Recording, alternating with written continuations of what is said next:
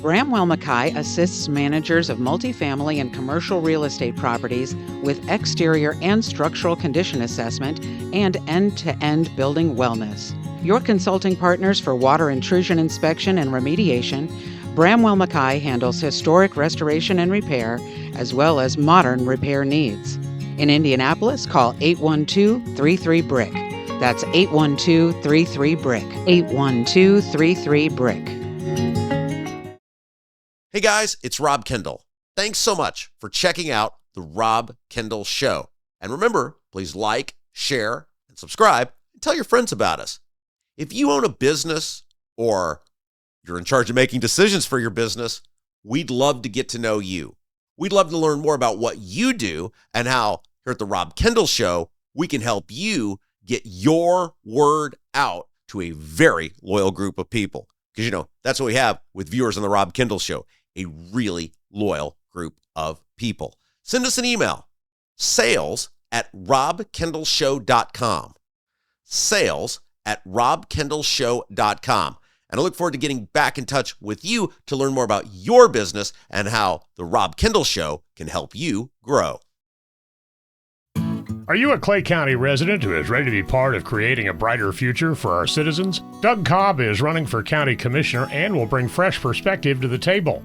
A local farm and business owner, he has skin in the game of our county's success. He knows that a great team can accomplish so much more than any one of us alone and is ready to create a brighter future for Clay County together.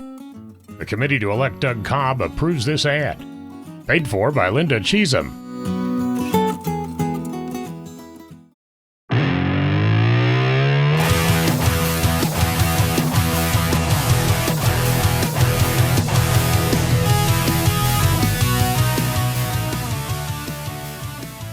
Welcome back, Rob Kendall Show.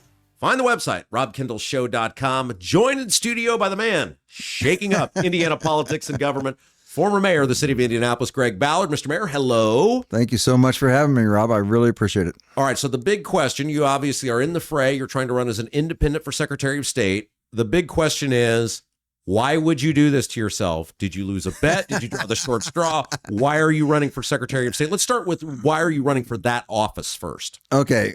Well, a little precursor to that is I've been asked to run for offices over the last few years, ever since I got out. Nobody ever asked me to do anything. So ever since I was done being the mayor, people have asked me to, Senate or House or governor or whatever it might be. A lot of that going on. And I looked at it, one of them really, really closely, but none felt right. Yeah. Didn't feel like it was the right place to be at the right time. This one did. When I was approached about it and feeling that the tenor was of politics was getting a little too hot for me. I want to turn down the rhetoric a little bit. I want to do that sort of thing. I have that reputation, as you well know. And then when I was thinking about that, I wasn't necessarily thinking, how am I going to do this? I was trying to do it personally when I would speak and things like that, speak to students. But then those numbers came out. Yeah. So you're talking about the poll that Independent Indiana did in the fall, right, that showed you very competitive in a three-way race with Diego Morales and Bobai.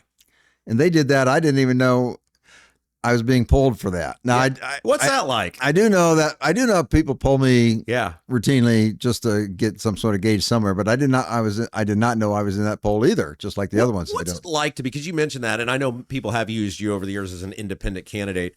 You're sort of seen as the gold standard because you appealed to Democrats as a Republican in a blue city. What's that like to kind of be perceived as like, okay, if we're picking a generic independent, like who we want to use, let's use Greg Ballard? It's hard for me to fathom, to be frank with you. I knew who I was, if you will, but I didn't really know how strong the perception was of me outside. I guess I didn't have a good sense of myself according to other people. So I really didn't. In the last year, that's probably come a little bit closer to home. And then when I saw those poll numbers, I thought, well, I'm trying to do this and looking at that. So I at least had to give it a look. Yeah. And see if this would work. It took me a while to get there. It really did. Okay, so my wife and I have a rule. She's very tolerant of me. Can you imagine being married to me? Our rule is do whatever you want. Just don't embarrass me. Don't end up in a prison cell. Don't end up in the papers other than for your job. All right. How does that conversation go And who do you have to have it with to get to yes? Well, the wife is always first. Right. I think everybody knows that. So And they go, hey, I'd like to run for Secretary of State. Is that cool?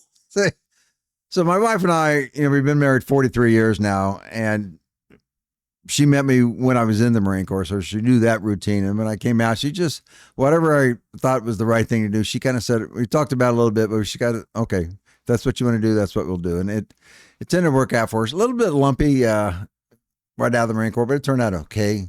And then a few years later, I'm running for mayor of Indianapolis, which looks like the longest of long shots. Yeah, you had no shot. No shot. When you started. So if people even knew how little resources I had when I started that, they'd be shocked. Okay, I didn't win an office as big as the mayor of Indianapolis, but I won a local race. And I remember the night I won, I was like, oh, crap, I won. I can't believe it. Like, do you guys need to check those results again? Was that you on election night in 07? No, I won? No, actually it wasn't, because by then I was convinced I was going to win. Even though I had no money for polling, we didn't poll. I mean, the other side did. They spent millions, right?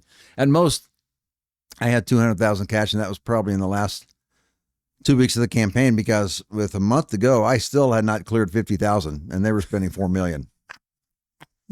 I mean, that's how bad. Council candidates had more money in their accounts than I did. Yeah, that's how far behind I was on this. But because of that, I had to take an alternate strategy. So I went to every neighborhood group, went to every business group, and talked and knocked on doors, did all those things.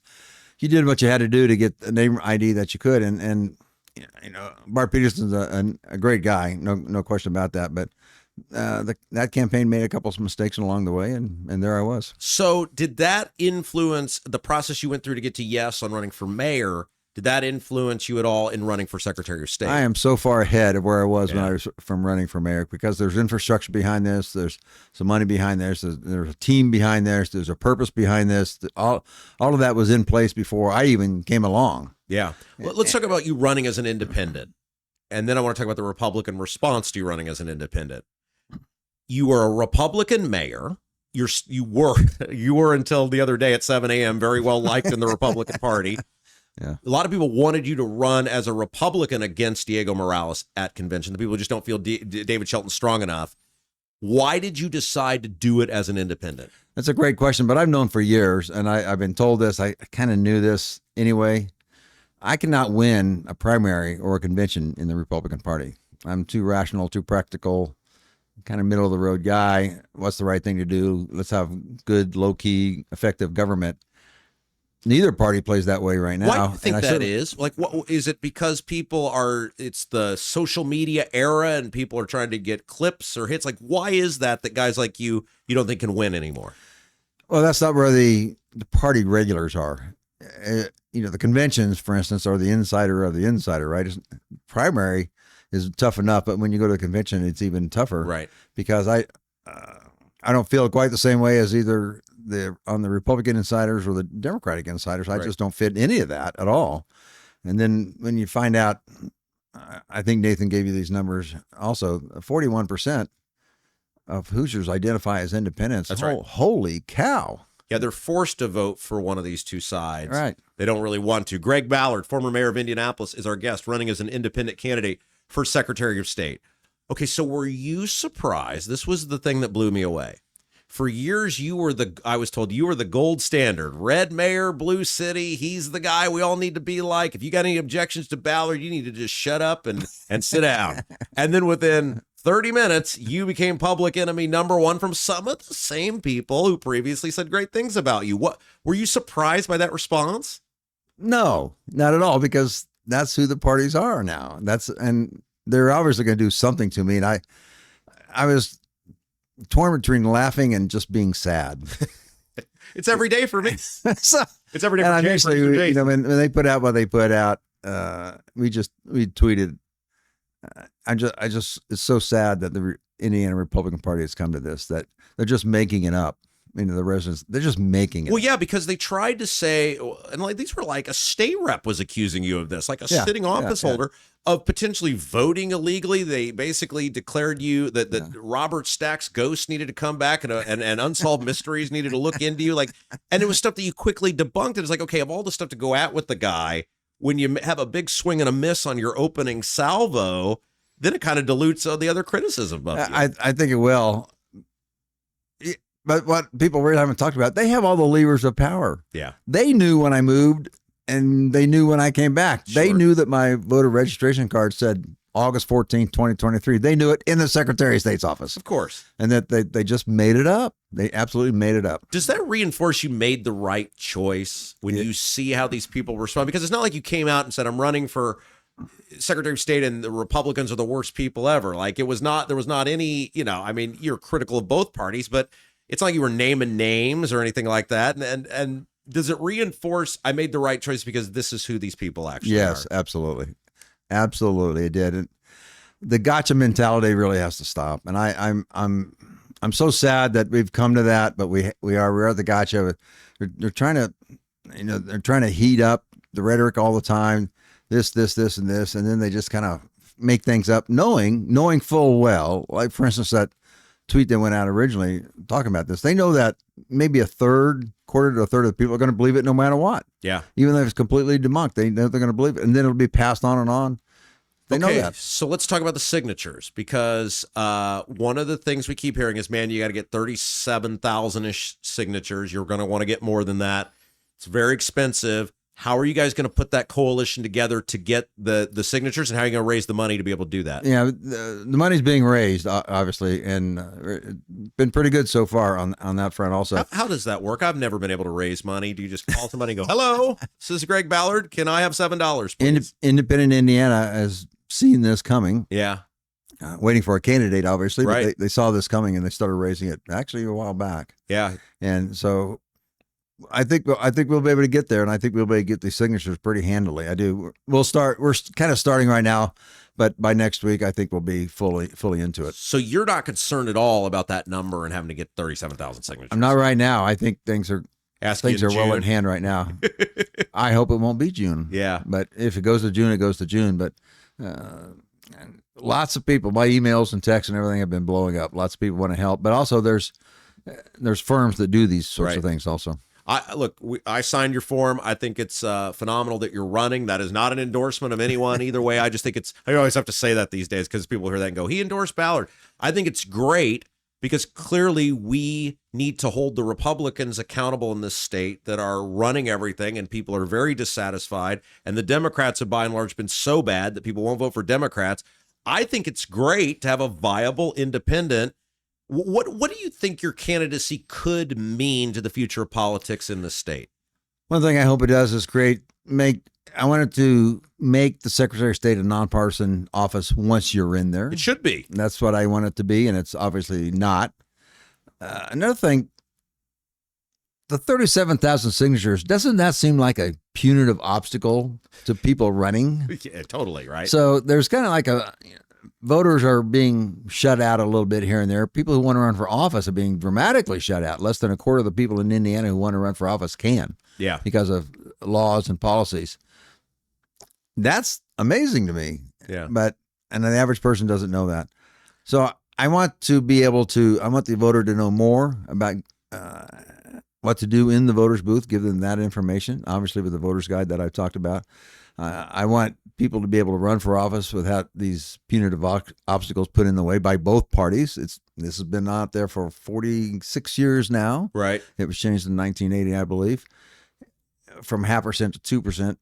So why do you have this in there? Because both parties are trying to protect the duopoly. How do you get Greg Ballard, former mayor of Indianapolis, independent candidate for Secretary of State, is our guest?